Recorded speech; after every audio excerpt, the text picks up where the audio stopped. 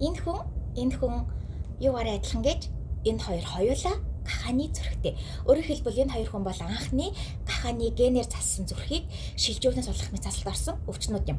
Харин энэ 7 хоногт Хятадын эрдэмтэд анх удаа гахааны илгийг амжилтаагаар хүнд шилжүүлнэ сулах мэт цаслыг хийсэн байна. Түүний мэт цаслыг тархитын өвгөлд орсон байсан өвчтний ар гэрээс нь зөвшөөрөл авч байгаад түн дээр хийсэн бөгөөд илэг шилжүүлэн суулсны дараа 10 хоногийн турш илэг маш асуудалгүй ажиллаж зүс ялгаруулж тэгээд тухайн хүний бие гадны бие тиймээ татгалцахгүйгээр хүлээн авсан гайхалтай үр дүн бидэнд хүргэсэн.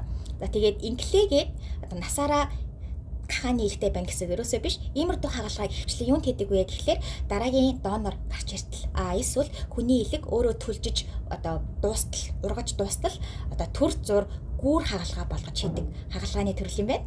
Хэдий 10 хоногийн дараа ар гэрээс нь энэхүү туршилтыг зогсоох хүсэлтэй байгаагаа илэрхийлээд энэхүү туршилтыг зогсоосон ч гэсэн энэ бол анаахны төгөнд гарч байгаа маш том алхам юм.